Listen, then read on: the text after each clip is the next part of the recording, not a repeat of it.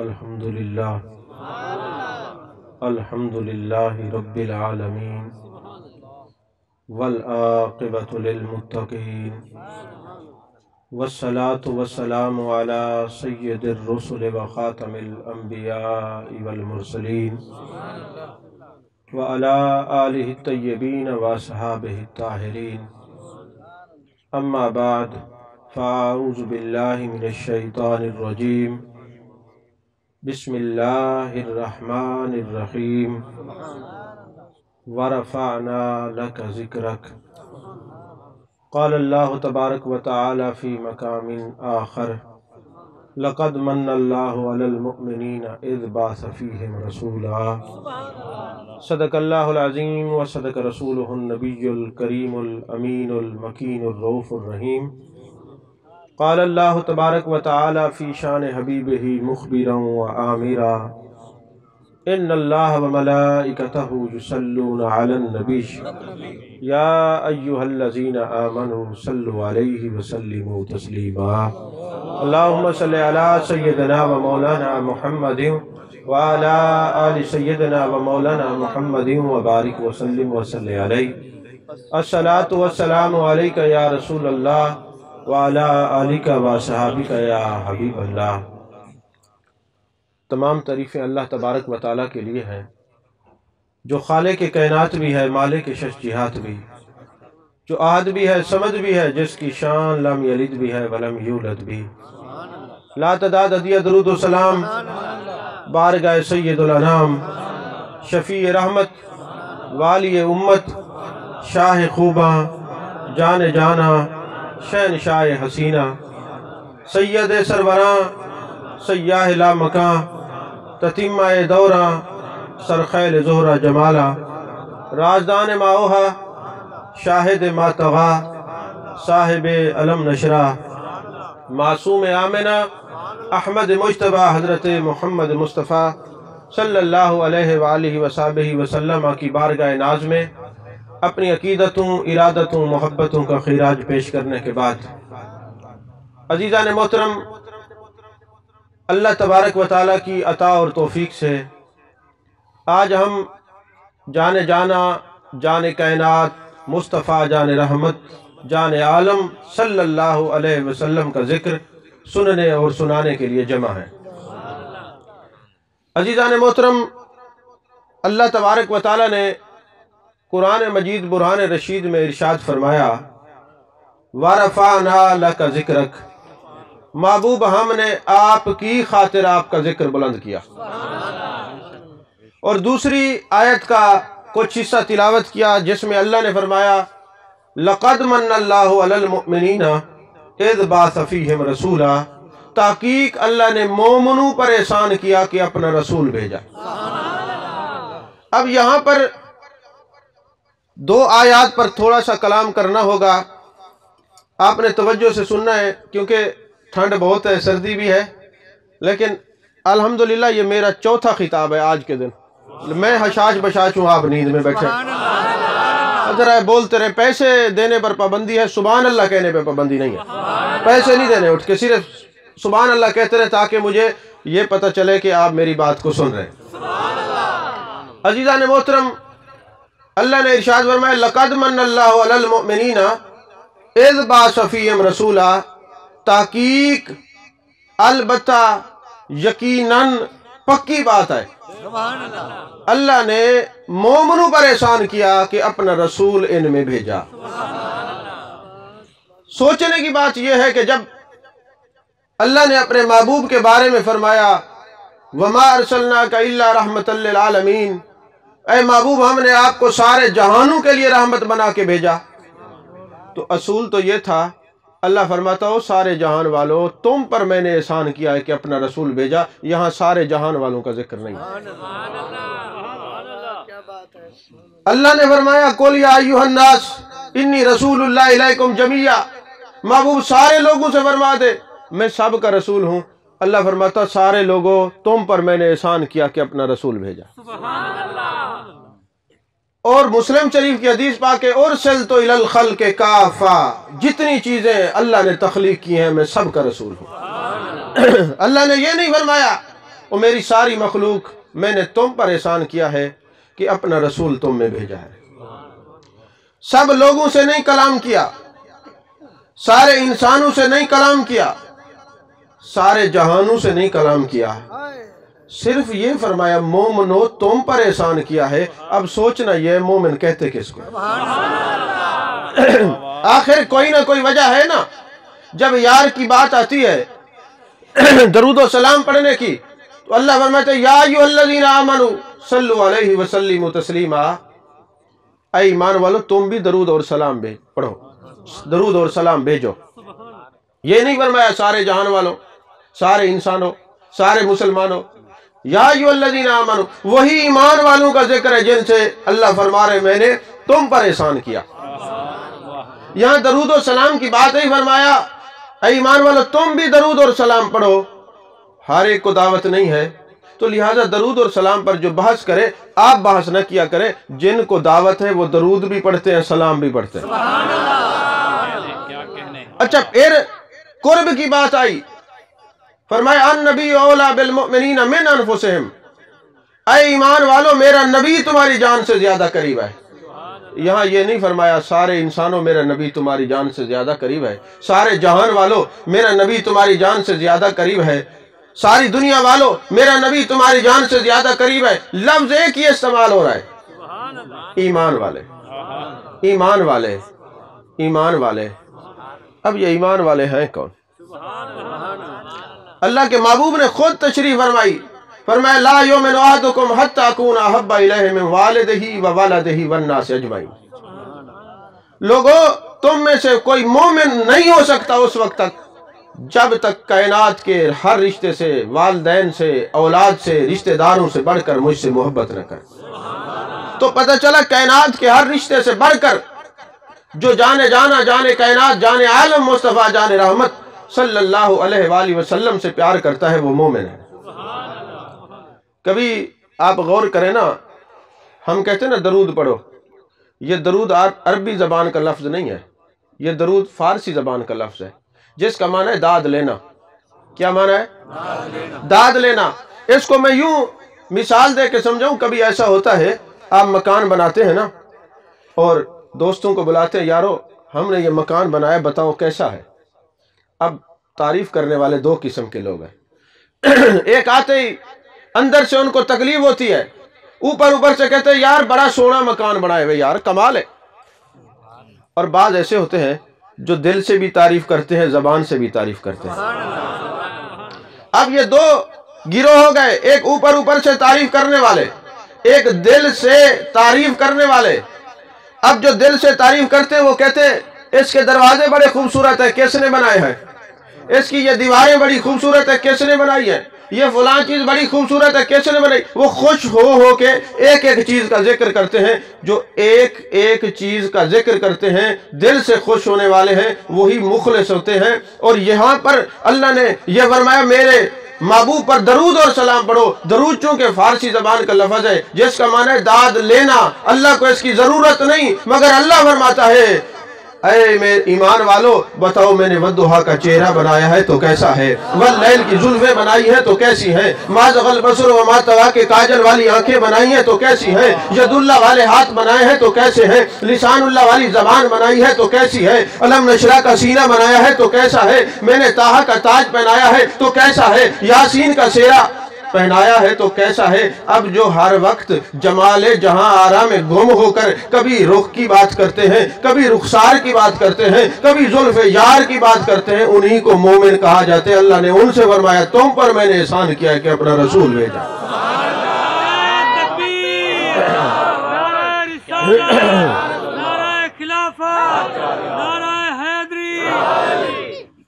توجہ ہے آپ کی؟ حضرت سید ابو العباس البرسی کیا فرماتے ہیں؟ الانبیاء الی اممہم عطیۃ، جتنے انبیاء ہیں وہ اپنی امتیوں کے لیے عطیہ ہیں۔ وَنَبِيُّنَا لَنَا مُحَمَّدٌ صلی اللہ علیہ وسلم ہدیۃ، اور جانے جانا، جانے کائنات، جانے عالم مصطفیٰ، جانے رحمت صلی اللہ علیہ وسلم کی ذات ہدیہ ہے۔ وَفَرْقُ بَيْنَ الْعَطِیَّةِ وَالْہَدیہ، فرق کیا ہے عطیہ اور ہدیہ کے اندر؟ فرمایا لِأَنَّ الْعَطِيَّةَ لِلْمُحْتَاجِينَ وَالْهَدِيَّةَ لِلْمَحْبُوبِينَ، عطیہ ضرورت مندوں کو دیا جاتا ہے اور ہدیہ محبوبوں کو دیا جاتا ہے۔ فرمایا انما، میرے آقا نے فرمایا انما انا رحمت مہدات، میں تمہارے لیے ہدیہ رحمت بنا کے بھیجا گیا ہوں۔ اب جن کے پاس ہدیہ آیا ہے، جن کے پاس ہدیہ آیا ہے، اور میرے آقا نے فرمایا انا حظکم من الانبیاء وانتم حظی من الامم، او کما قال علیہ السلام، میرے آقا نے فرمایا میں تمہارے حصے میں آیا ہوں، تم میرے حصے میں آئے ہو۔ کسی کے حصے میں کوئی چیز آئی ہے، مومنین کے حصے میں زلف یار آئی ہے، محبوب کا ذکر آیا ہے، والضحیٰ کے چہرے کی بات آئی ہے، محبوب کے کمالات، معجزات، ہر وقت اپنے محبوب علیہ السلام کے عشق میں گم رہتا ہے۔ تو اللہ فرماتا ہے جب تم ہر وقت میرے یار کی بات کرتے ہو، میں بھی جب تم سے کوئی بات کروں گا اپنے یار کی تم ہی سے کروں گا، کسی اور سے نہیں کرتا۔ جن سے یار کی بات کرے اس کو مومن کہتے ہیں۔ اور ایک میں مثال دے کے اپنی بات کو آگے بڑھاتا ہوں۔ کبھی ایسا ہوتا ہے کسی کے گھر میں بچہ پیدا ہوتا ہے، اب وہ اظہار تشکر کے لیے محفل سجاتا ہے۔ کسی کی نوکری لگتی ہے، وہ اظہار تشکر کی محفل سجاتا ہے۔ کسی کے بچوں کا رشتہ ہوتا ہے، وہ محفل کرواتا ہے، خوشی مناتا ہے۔ اچھا، جس گھر میں نوکری لگے، بچہ پیدا ہو یا کوئی خوشخبری آئے، کوئی بھی نعمت ملے، اب کوئی بندہ اٹھے اور اس کے دروازے پہ نہ جائے بلکہ ہمسایوں کے گھر چلا جائے، دروازے پہ دستک دے اور کہے ساتھ والوں کے گھر میں بیٹا پیدا ہوا ہے تو مجھے مٹھائی کھلاؤ، تو وہ کہیں گے تم نادان تو نہیں ہو، بیٹا تو اس گھر میں پیدا ہوا ہے، نوکری تو اس گھر میں لگی ہے، نعمت تو اس گھر میں آئی ہے، ہم مٹھائی کیوں کھلائیں؟ یہی بات ہے محبوب کے میلاد منانے کی، جن پر اللہ نے احسان جتلائے میلاد بھی وہی منائیں گے، باقی کیوں میلاد منائیں گے؟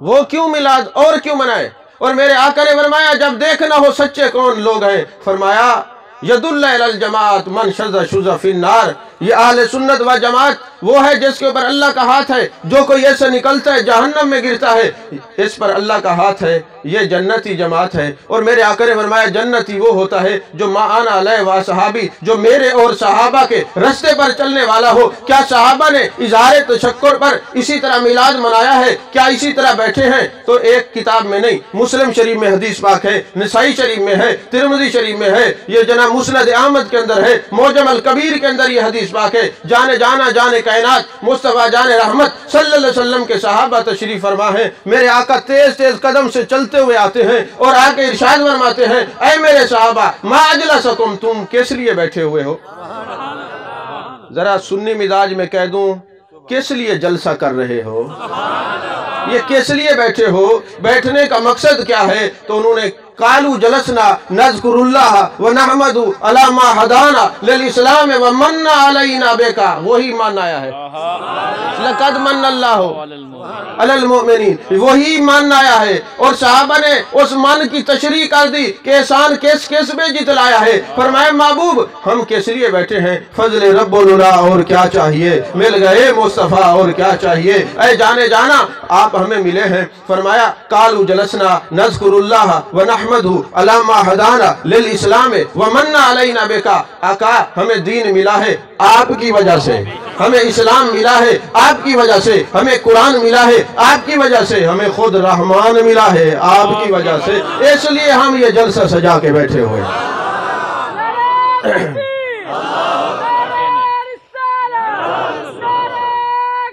ٹھنڈا پانی ہے۔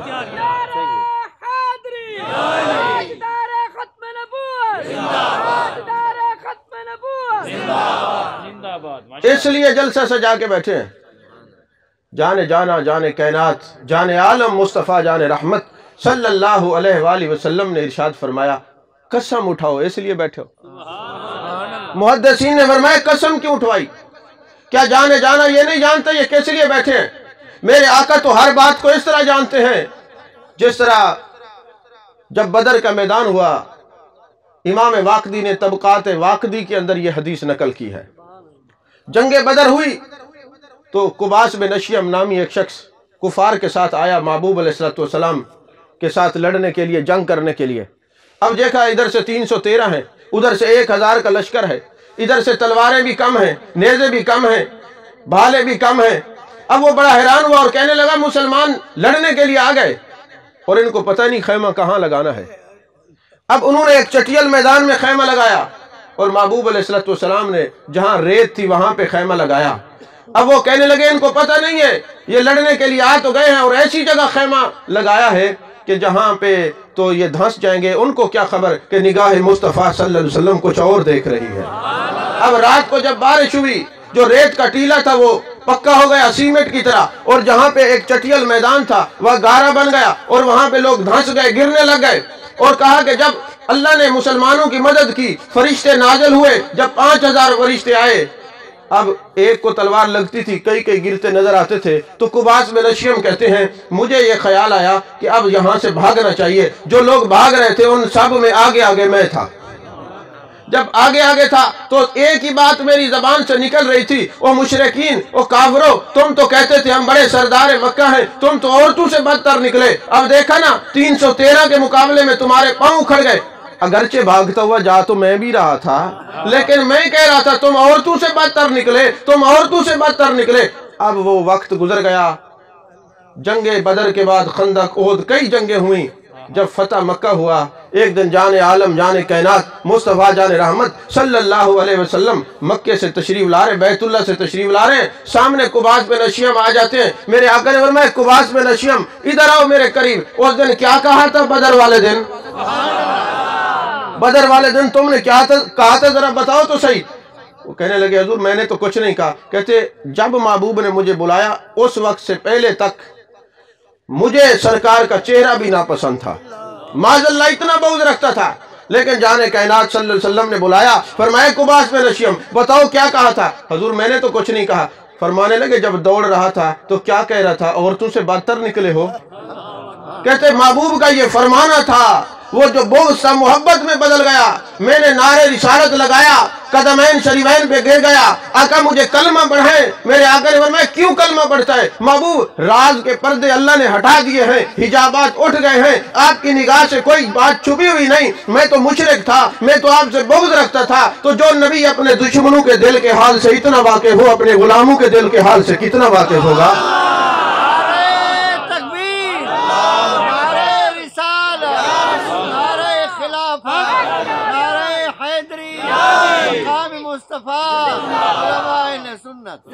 وہ نبی اپنے غلاموں کے دل سے کتنا واقف ہوگا؟ بس علم غیب کی بات آئی، بغض کے پردے ہٹ گئے، حجابات چھٹ گئے، جانے جانا کی محبت دل میں آئی، نعرہ رسالت لگایا، کلمہ پڑھ لیا۔ تو صحابہ تو یہ جانتے تھے کہ میرے آقا کی دل کی، میرے آقا تو دشمنوں کے دل کی کیفیت کو سمجھتے ہیں، ہمارے لیے بھی پتہ ہے ہم کس لیے بیٹھے۔ پھر محبوب فرما رہے قسم اٹھاؤ اس لیے بیٹھے ہو؟ کیا تمہارے بیٹھنے کا مقصد یہی ہے، تمہارے بیٹھنے کا موضوع یہی ہے کہ تم آمد مصطفیٰ صلی اللہ علیہ وسلم کے لیے یہ جلسہ کر رہے ہو؟ اور پھر میں نے کتنی کتابوں کے حوالے دیے ہیں۔ لوگ تو پوچھتے ہیں کیا صحابہ اس طرح بیٹھے ہیں، پتہ نہیں ان کو یہ حدیث نظر کیوں نہیں آتی، ان کو کیوں نظر نہیں آتی۔ کاش وہ کسی عشق والے کی مجلس میں بیٹھ کر زنوء تلمس طے کریں، وہاں دورہ حدیث کریں، پھر پتہ لگے گا بخاری میں کیا ہے، مسلم میں کیا ہے، نسائی میں کیا ہے، ترمذی میں کیا ہے، ابن ماجہ میں کیا ہے، ابو داؤد شریف میں کیا ہے، مشکات شریف میں کیا ہے۔ پھر سارے محبت کے حجابات، جو بغض کے حجابات ہیں وہ اٹھ جائیں گے، محبت کا دورہ دل میں شروع ہو جائے گا اور محبت کی وجہ سے سینہ مدینہ بن جائے گا۔ تو میرے آقا نے فرمایا قسم اٹھاؤ۔ انہوں نے کہا آقا خدا کی قسم اس لیے بیٹھے ہیں۔ میرے آقا نے فرمایا یہ جو تمہیں قسم اٹھوائی ہے یہ کسی تہمت کے سبب سے نہیں ہے، بلکہ اس لیے ہے ابھی جبریل امی آئے ہیں، انہوں نے آ کے عرض کی ہے یا رسول اللہ صلی اللہ علیہ وسلم آپ کے یہ غلام زمین پر بیٹھ کر آپ کی آمد کا ذکر کر رہے ہیں، جلسہ کر رہے ہیں۔ اللہ تعالیٰ عرش پہ ان پر فخر فرما رہے ہیں، ان اللہ یباہی بکم الملائکہ، یہ بیٹھے زمین پر ہیں اور اللہ عرش پہ ان پر فخر فرما رہا ہے۔ تو آمد مصطفیٰ کا، ذکر مصطفیٰ کا، اظہار تشکر کا کوئی بھی جلسہ ہو، اگر کوئی وہ زمین پہ بیٹھ کر ذکر مصطفیٰ صلی اللہ علیہ وسلم کرتا ہے، بیٹھا زمین پر ہوتا ہے، اس پر فخر عرش بری پر ہوتا ہے۔ یہاں ایک اور بات بھی عرض کرتا چلوں، ابھی دوست بیٹھے ہیں، یہ لائیو چل رہا ہے، بڑے علماء بھی سن رہے ہیں، پوری دنیا میں یہ پیغام جا رہا ہے اگر یہ میں گفتگو کر کے چلا جاؤں، کوئی بندہ آپ سے سوال کر لے کہ جی آپ نے جو رات ڈاکٹر صاحب بلائے تھے، انہوں نے جو تقریر کی ہے، انہوں نے کہا کہ یہ حدیث ہم نے چیک کی، مسلم میں بھی ہے، نسائی میں بھی ہے، ترمذی میں بھی ہے، ابن ماجہ میں بھی ہے، مسند احمد میں بھی ہے، معجم الکبیر میں بھی ہے، بالکل حدیث ہے۔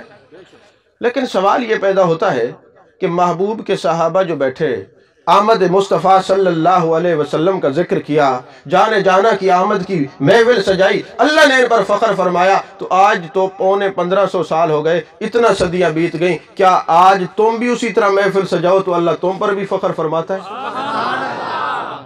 بھائی اعتراض کرنے والا تو اعتراض کر سکتا ہے نا جی، لیکن اعتراض والوں کو چھوڑیں، ہم نے یہ دیکھنا ہے کہ جو کچھ ہم کرتے ہیں کیا محبوب کا ذکر کرنے سے ہمیں فائدہ بھی ہوتا ہے کہ نہیں ہوتا؟ تو آئیں اسی مسلم شریف کے اندر جہاں یہ حدیث ہے وہاں یہ بھی حدیث درج ہے، میرے آقا نے شریعت کا مزاج بتایا ہے، جان کائنات، جان عالم مصطفیٰ، جان رحمت صلی اللہ علیہ وسلم جب حج کرنے کے لیے تشریف لے گئے، مسلم شریف کتاب الحج باب الحج اٹھائیں تو وہاں پہ آپ کو حدیث یہ نظر آئے گی، میرے آقا جب 9 ذی الحج تھی، عرفات کا میدان تھا، لبیک اللہم لبیک لبیک لا شریک لک لبیک ان الحمد والنعمت لک والملک لا شریک لک کی صدائیں ہر طرف سے آ رہی تھیں، میرے آقا کھڑے ہوتے ہیں، فرماتے بلال میرے غلاموں سے فرما دیں ذرا خاموشی اختیار کریں، میں نبی کو خطبہ ارشاد فرمانا چاہتا ہوں۔ سارے صحابہ خاموش ہو گئے، جان کائنات کھڑے ہوتے ہیں اور خطبہ ارشاد فرماتے، عرفات میں آنے والوں، اللہ نے تمہیں عرش سے سلام بھی بھیجا ہے اور تمہارے لیے بخشش کا پیغام بھی بھیجا ہے۔ جب جان عالم نے یہ پیغام سنایا، میرے آقا کریم صلی اللہ علیہ وسلم نے یہ پیغام سنایا، حضرت فاروق اعظم رضی اللہ تعالیٰ عنہ کھڑے ہوتے ہیں، ہاتھ جوڑ کے عرض کرتے ہیں یا رسول اللہ صلی اللہ علیہ وسلم ھذا خاصۃ لنا، کیا یہ ہمارے لیے مخصوص ہے یا بعد والوں کے لیے ہے؟ تو محبوب نے مزاج شریعت کا یہ بتایا، فرمایا اے فاروق اعظم آج تم عرفات کے میدان میں کھڑے ہو تو اللہ نے تمہیں پیغام بھی بھیجا ہے، تمہیں سلام بھی بھیجا ہے، جو کام تم کرو گے قیامت تک جو انعام تمہیں ملا ہے، جو بھی وہ کام کرتا رہے گا وہی انعام اس کو بھی ملتا رہے گا۔ توجہ ہے آپ کی؟ ابھی تو میں نے ایک آیت کی تشریح کی ہے، دوسری طرف جانے لگا ہوں، اگر آپ نے 10 منٹ اور صبر کر لے تو تقریر ختم ہونے والی ہے۔ حاضری لگوانی تھی وہ لگ گئی ہے، اب نیند نہیں کرنی، آپ نے دیکھنا میری طرف ہے۔ اور دوسری میں نے آیت تلاوت کے وَرَفَعْنَا لَكَ ذِكْرَكَ، محبوب ہم نے آپ کی خاطر آپ کا ذکر بلند کیا۔ اچھا اللہ فرماتا وَرَفَعْنَا ذِكْرَكَ، ہم نے آپ کا ذکر بلند کیا، یہ لا کا کیوں فرمایا؟ آپ کی خاطر۔ سید محمود بغدادی آلوسی رحمت اللہ علیہ فرماتے ہیں اللہ نے کیوں فرمایا لا کا؟ فرمایا اس لیے اللہ کے نگاہ علم میں تھی، کل کو میرے نبی کے عاشق ذکر کریں گے اور لوگ کہیں گے کہ یہ کس لیے کر رہے ہو، یہ کہاں لکھا ہوا ہے؟ تو میں کہتا ہوں یہ ہم سنیوں کی قسمت میں لکھا ہوا ہے، ہمارے مقدر میں لکھا ہوا ہے کہ ہم ہر وقت جانے جانا کا ذکر کریں گے۔ تم لکھی ہوئی بات کیوں کہتے ہو؟ کیا تم ہر لکھی ہوئی بات کو سمجھتے ہو؟ تو اگر لکھی ہوئی بات مانتے ہو تو سن لو، اللہ نے فرمایا وَرَفَعْنَا لَكَ ذِكْرَكَ، محبوب ہم نے آپ کی خاطر آپ کا ذکر بلند کیا ہے، کل کو اگر کوئی اعتراض کرتا ہے تو کرتا رہے، جان عالم آپ نے کسی اور کو نہیں دیکھنا، آپ کا ذکر بلند کرنے والا تو خود رب العالمین ہے، خود رب العالمین ہے۔ محبوب ہم نے آپ کی خاطر آپ کا ذکر بلند کیا۔ یہاں ایک نکتہ ہے بڑا علمی، اب توجہ سے سنیں گے تو سمجھ آئے گی۔ جب یہ آیت نازل ہوئی نا، یہ وَرَفَعْنَا لَكَ ذِكْرَكَ کس نے فرمایا؟ اللہ نے۔ جب یہ آیت نازل ہوئی میرے آقا علیہ السلام نے فرمایا جبریل یہ بتا اللہ نے میرا ذکر بلند کیسے کیا ہے؟ فرمایا اِذَا ذُكِرْتُ ذُكِرْتَ مَعِي، محبوب اللہ فرماتے جہاں میرا ذکر ہوگا وہاں تیرا ذکر ہوگا۔ اور تفسیر در منصور اٹھائیں اِنَّا أَعْطَيْنَاكَ الْكَوْثَرَ کی تفسیر میں حضرت امام جلال الدین سیوطی نے حدیث نقل کی ہے، اللہ نے فرمایا محبوب جہاں میرا ذکر ہوگا مگر تیرا ذکر نہیں ہوگا، میں ذکر قبول ہی نہیں کروں گا۔ قبول ہی تب ہوگا ذکر جب محبوب جہاں میرا ذکر ہو وہاں آپ کا ذکر بھی ہو۔ اور تیسرا جواب کیا ہے؟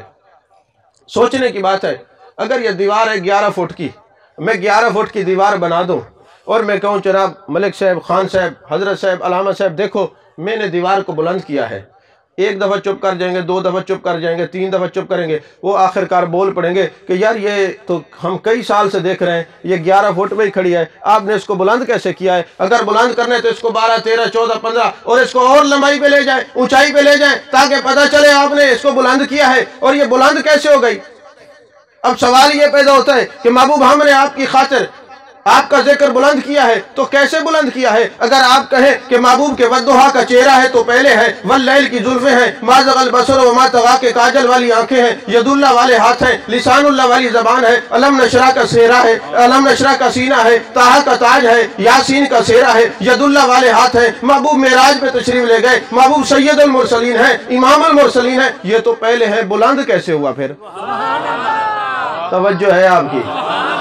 پھر بلند کیسے ہوا؟ یہی سوال حضرت امام جعفر الصادق سے ہوا ہے کہ حضور آپ تو خاندان نبوت میں ہیں، آپ بتائیں اللہ نے اپنے محبوب کے ذکر کو بلند کیسے کیا ہے؟ اس کا جواب قاضی ایاز نے شفا شریف میں دیا ہے، فرمایا بلند کیسے کیا؟ فرمایا اللہ نے فرمایا محبوب میں خالق ہوں، آپ مخلوق ہیں، میں معبود ہوں، الہ ہوں، آپ میرے محبوب ہیں، میں نے آپ کا ذکر کیسے بلند کیا؟ فرمایا جعل تو ذکر کا ذکری، محبوب ہم نے آپ کے ذکر کو اپنا ذکر کر دیا ہے، جو آپ کا ذکر کرے گا وہ میرا ذکر کرے گا۔ قاضی ایاز کیا لکھتے ہیں کہ اگر کوئی ساری رات محمد محمد محمد صلی اللہ علیہ وسلم کہتا رہے گا، جب نام اعمال کھلے گا اس میں لکھا ہوگا اس نے ساری رات اللہ اللہ اللہ کا ذکر کیا ہے، اور فرمایا جو رسول اللہ صلی اللہ علیہ وسلم کا ذکر کرتا ہے قیامت والے دن اس کے نام اعمال میں 2 ذکر کا ثواب ہوگا، خدا کے ذکر کا بھی ثواب ہوگا، میرے مصطفیٰ کے ذکر کا بھی ثواب ہوگا۔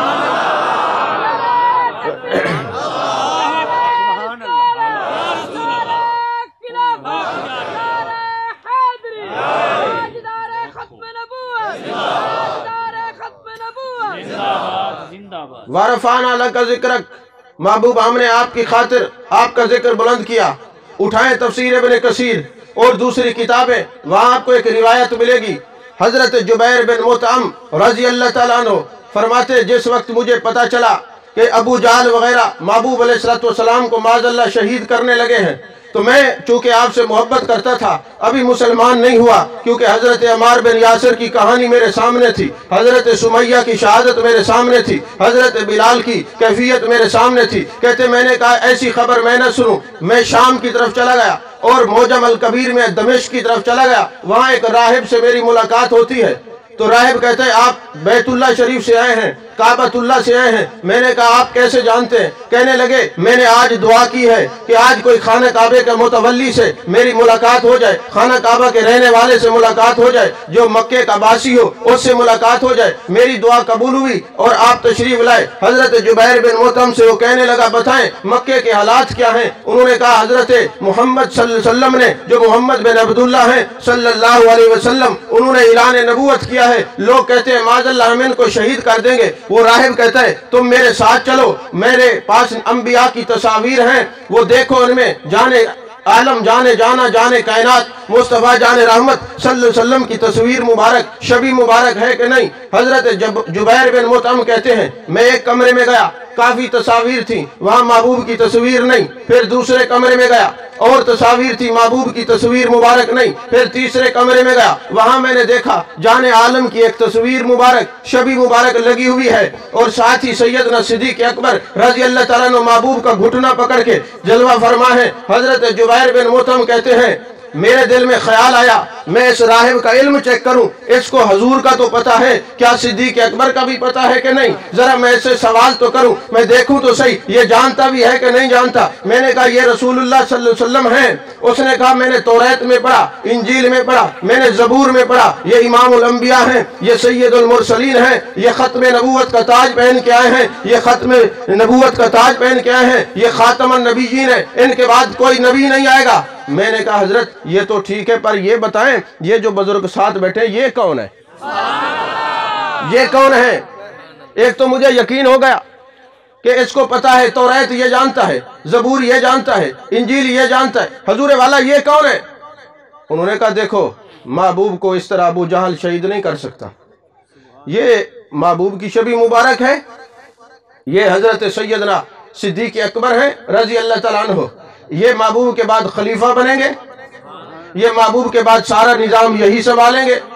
تو میں نے جب دیکھا کہ حضرت صدیق اکبر رضی اللہ تعالیٰ عنہ کا یہ ذکر کر رہے، میں نے کہا یہ بتائیں کہ کیا تورات اور انجیل میں ان کا بھی ذکر ہے؟ انہوں نے کہا ہاں یہ بھی اس تورات اور انجیل اور زبور میں لکھا ہوا ہے کہ یہ سید المرسلین ہیں، یہ خاتم النبیین ہیں اور افضل البشر بعد الانبیاء، بے تحقیق اگر کوئی ہے تو وہ سیدنا صدیق اکبر رضی اللہ تعالیٰ عنہ۔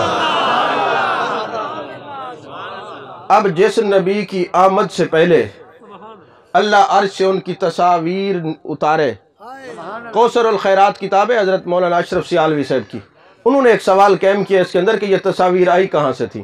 انہوں نے کہا حضرت آدم علیہ السلام نے دعا کی تھی تو اللہ تعالیٰ نے عرش سے نازل کی تھی حضرت آدم کو اپنی اولاد سے جتنے انبیاء ہیں ان کی تصاویر دکھانے کے لیے، اور جب میرے آقا مکے سے مدینہ ہجرت تشریف کر گئے لے گئے تو وہ شبیہات جو تھی وہ خود بخود اڑ گئیں، ان کے جو اثرات تھے ختم ہو گئے۔ تو حضرت سیدنا صدیق اکبر رضی اللہ تعالیٰ عنہ کا ذکر بھی آپ کے ساتھ تورات اور انجیل میں ہے، اور جو نبی ابھی دنیا میں آیا نہیں اس کی تصاویر پہلے آئیں، ان کا ذکر پہلے آیا، اور زبور میں بھی ذکر ہے، تورات میں بھی ذکر ہے، انجیل میں بھی ذکر ہے، یہ بھی وارفان اللہ کا ذکر کی ایک تصویر ہے۔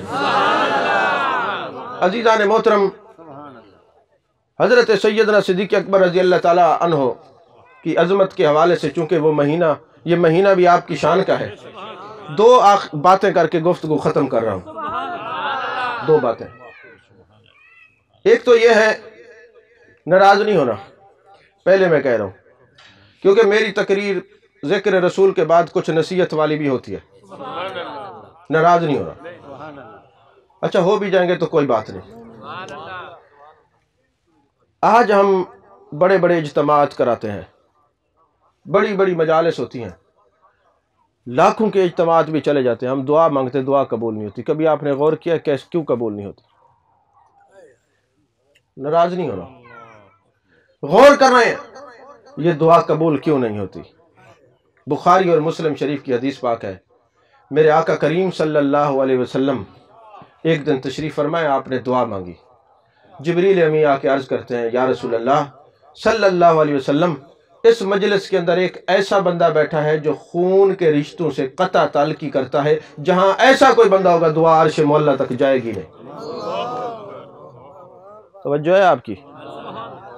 جبے کبے دستاریں پہننا یہ کوئی کمال نہیں ہے، اللہ کے احکامات کو نبھانا بڑا کمال یہ ہے۔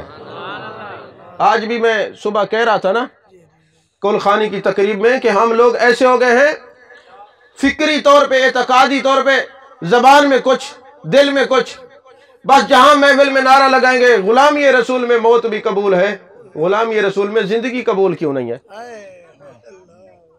یاد رکھنا، اپنے آپ کو دھوکے میں نہ رکھنا، کسی ہمارے جو عقائد و نظریات ہیں کسی قوال کے لکھے ہوئے نہیں ہیں، کسی نقیب کے لکھے ہوئے نہیں ہیں، کسی خطیب کے لکھے ہوئے نہیں ہیں، ہمارے ہر عقیدے کو یا تائید قرآن کی ہے یا میرے مصطفیٰ کریم صلی اللہ علیہ وسلم کی زبان کی ہے، میرے آقا کی زبان کی تائید ہے کہ غلامی رسول میں موت بھی قبول ہے، نعرہ اچھا ہے، اس پر کوئی اعتراض نہیں۔ سوال یہ پیدا ہے کہ غلامی رسول میں آپ کو موت تو قبول ہے، غلامی رسول میں زندگی قبول کیوں نہیں ہے؟ آپ نے کبھی غور کیا ہے کہ صرف غلامی رسول میں موت بھی قبول ہے، جو صبح سردی میں صبح کی نماز نہیں پڑھتا کیا وہ نبی کے نام پہ جان دے گا؟ جو روزہ نہیں رکھتا، زکوٰۃ نہیں دیتا، حج نہیں ادا کرتا، کیا وہ جان دے گا؟ نعرے بازی سے دین نہیں چلے گا، دین چلے گا پریکٹیکلی طور پہ عشق مصطفیٰ کے میدان میں، اطاعت اور اتباع مصطفیٰ صلی اللہ علیہ وسلم کے آپ عملی طور پہ جب ہم آئیں گے نا میدان میں تب جا کے یہ بات ہوگی۔ لیکن ہم غلامی رسول کو موت کے وقت کیوں مانگتے ہیں؟ اس کا سبب یہ کہ تیرے بولے نہیں ہے، ہمیں پتہ ہے کہ غلام کہتے کس کو ہے۔ حضرت خواجہ حسن بصری رحمۃ اللہ علیہ غلام خرید لائے نا، حضرت بایزید بستامی کے بارے میں بھی ہے یہ روایت۔ آپ نے پوچھا بیٹے تیرا نام کیا ہے؟ انہوں نے کہا غلاموں کے نام نہیں ہوتے، جو آقا رکھ دے وہی ہوتا۔ کیا پہنو گے؟ غلام کچھ نہیں پہنتے، جو آقا پہنا دے۔ کیا کھاؤ گے؟ غلام کچھ نہیں کھاتے، جو آقا کھلا دے۔ اگر ہم کہیں اگر حسن بصری یا بایزید بستامی کا کوئی غلام ہو تو وہ اپنی مرضی نہیں کرتا، وہ صورت بھی حسن بصری والی، وہ سیرت بھی حسن بصری والی، وہ خوراک بھی حسن بصری والی، وہ توجہ اور نگاہ بھی حسن بصری والی، تو جو حضور کا غلام ہو جائے پھر کرے اپنی مرضی۔ تو پھر اس کا تو نعرہ بنتا ہے کہ غلام یہ رسول میں موت بھی قبول ہے، تو پھر وہ زندگی کی تو بات نہیں کرے گا۔ یاد رکھنا، اپنے آپ کو دھوکے میں نہ رکھنا، غلام یہ رسول میں خدا کی قسم موت اسی کی آئے گی جس کی زندگی غلام یہ رسول صلی اللہ علیہ وسلم میں ہوگی، جس کی زندگی غلام یہ رسول صلی اللہ علیہ وسلم میں ہوگی۔ اللہ کرے ہماری زندگی بھی حضور کی غلامی میں ہو اور ہماری موت بھی سرکار کی غلامی میں ہو، ہماری موت بھی سرکار کی غلامی میں۔ ایک مجلس میں مجھے کسی نے کہا کہ یہ جو داڑھی مبارک ہے نا، اس کی شرعی حیثیت کیا ہے؟ یہ سنت مؤکدہ ہے؟ میں نے کہا جی بالکل سنت مؤکدہ ہے، لیکن صوفیہ کہتے ہیں اس کی حیثیت عشق کی ہے۔ داڑھی کی حیثیت کس چیز کی ہے؟ عشق کی ہے۔ بھئی کیسے عشق کی ہے؟ فرماتے بات یہ ہے کہ یہ سر کے بال پیدائشی ہر بندے کے ہوتے کہ نہیں ہوتے، اور داڑھی کب ہوتی ہے؟ جب بندہ بالغ ہوتا ہے۔ اللہ دیکھنا یہ چاہتا ہے کہ بالغ ہونے کے بعد اس کو میرے یار سے پیار کتنا ہے، یہ میرے یار کی صورت بناتا ہے کہ نہیں بناتا۔ اب کوئی کہے یار امال اچھے ہو جائیں گے پھر داڑھی رکھیں گے، میں اسے کہتا ہوں کہ ترمذی شریف کی حدیث پاک ہے، جب تم کوئی دعا مانگو اگر دعا قبول نہ ہو تو تم رونا شروع کر دو۔ رو نہیں سکتے، رونے والی شکل بنا لو، رونے والا منہ بنا لو، اللہ تمہاری دعا کو قبول کر لے گا۔ تم رو نہیں سکتے، اگر رونے والی شکل بنا لو تو وہ قبول کر لیتا ہے۔ اگر عمل اچھے ہونے چاہیے، اگر کمی بھی رہ سکتی ہے تو محبوب کی صورت لے کے کوئی قبر میں جائے گا، یہ تو کہہ سکتا ہے عمل تو کوشش تو کرتا رہو میرے مالک، صورت تو تیرے یار کی بن کے آیا ہوں۔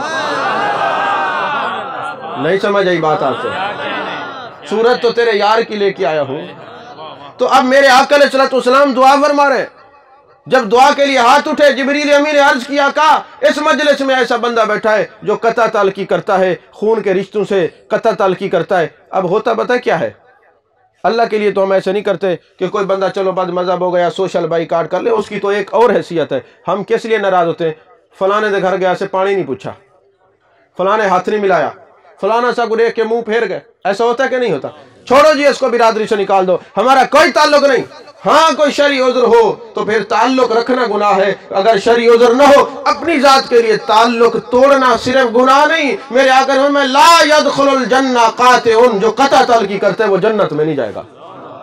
اور ہماری دعائیں عرش معلی پہ اس لیے نہیں جاتی، کوئی بھائی سے نہیں بولتا، کوئی بہن سے نہیں بولتا، کوئی جو خون کے رشتے ہیں ان سے نہیں بولتا، وجہ بھی کچھ نہیں۔ یاد رکھیں قطع تعلقی جو کرتا ہے اس کی دعا قبول نہیں ہوتی۔ میرے آقا نے فرمایا جو اپنے خون کے رشتوں سے بغیر کسی شرعی عذر کے، میں پھر کہہ رہا ہوں بغیر کسی شرعی عذر کے قطع تعلقی کرتا ہے، اس کی دعا بھی قبول نہیں ہوتی، اس کا رزق بھی کم ہو جاتا ہے، اس کی عمر بھی کم ہو جاتی ہے۔ میرے مصطفیٰ کریم صلی اللہ علیہ وسلم نے فرمایا اگر تم پر قرضہ ہو جائے اور قرضہ نہ اترے تو بڑے وظیفے پڑھنے کی ضرورت نہیں، خاندان کے لوگوں کو بلا کر دسترخوان بچھا کے ان کو کھانا کھلا دیا کرو، تمہارا قرضہ اتر جائے گا۔ توجہ ہے آپ کی؟ اب تو آپ ناراض ہوں گے نا بات جو سیدھی کر رہا ہوں۔ تو قطع تعلقی کرنے والوں کی دعائیں قبول نہیں ہوتی، وہ جنت میں نہیں جاتا۔ جو جنت میں جانا چاہتا ہے وہ خون کے رشتوں کو پامال نہ کرے۔ اور میں یہ نہیں ہے کہ ہر جگہ یہ بات کرتا ہوں، ہر جگہ کرتا ہوں، آج بھی صبح کی ہے نا جی بات، ہر جگہ کرتا ہوں۔ میں کہتا ہوں فکری منافق نہیں بننا۔ اب دیکھیں نا ہماری عادت یہ ہو گئی ہے، کسی کو شوگر ہو جائے اللہ نہ کرے تو چینی کھاتا ہے کہ نہیں کھاتا؟ چھوڑ دیتا ہے نا۔ شوگر ہو جائے چینی چھوڑ دیتا ہے، اگر کوئی جگر کا پرابلم ہو جائے گوشت چھوڑ دیتا ہے، اگر کوئی ہارٹ کا پرابلم ہو جائے تو گھی کو چھوڑ دیتا ہے۔ کیا یہ ساری چیزیں حرام ہیں؟ یہ ساری چیزیں حلال ہیں۔ تو یارو جب آپ جان بچانے کے لیے ڈاکٹر کے کہنے پہ حلال چھوڑ دیتے ہیں تو ایمان بچانے کے لیے نبی کے کہنے پہ حرام بھی چھوڑ دو نا، پھر پتہ چلے کہ تو محبوب علیہ السلام کی غلامی کیسی ہے۔ حضرت سیدنا صدیق اکبر رضی اللہ تعالیٰ عنہ کی آخری بات کر کے گفتگو ختم کر رہا ہوں، مزید آپ کا امتحان نہیں لیتا۔ حضرت سیدنا صدیق اکبر رضی اللہ تعالیٰ عنہ جب خلیفہ بنے نا، ہوا یہ کہ جب میرے آقا علیہ السلام ظاہری طور پر حیات تھے تو صدیق اکبر رضی اللہ تعالیٰ عنہ کچھ یتیم بچیوں کو روزانہ دودھ دو کے دیتے تھے۔ جب آپ کا میرے آقا علیہ السلام کا وصال ہو گیا تو حضرت صدیق اکبر دروازے پہ کھڑے ہیں، بچیاں کہہ رہی ہیں اب صدیق اکبر رضی اللہ تعالیٰ عنہ نہیں آئیں گے کیونکہ ان کو بڑے کام کرنے ہیں، محبوب علیہ السلام کی جگہ پر لوگوں کے معاملات دیکھنے اب نہیں آئیں گے۔ دروازے پہ دستک ہوتی ہے، बच्चियां दरवाज़ा खोलती हैं तो हज़रत सिद्दीक़ अकबर रज़ी अल्लाह ताला अन्हु खड़े हैं, कहते फरमाते बेटे नबी के ग़ुलाम अपने फ़राइज़ से कभी गफलत नहीं किया करते, नबी के ग़ुलाम कभी अपने फ़राइज़ से गफलत नहीं किया करते।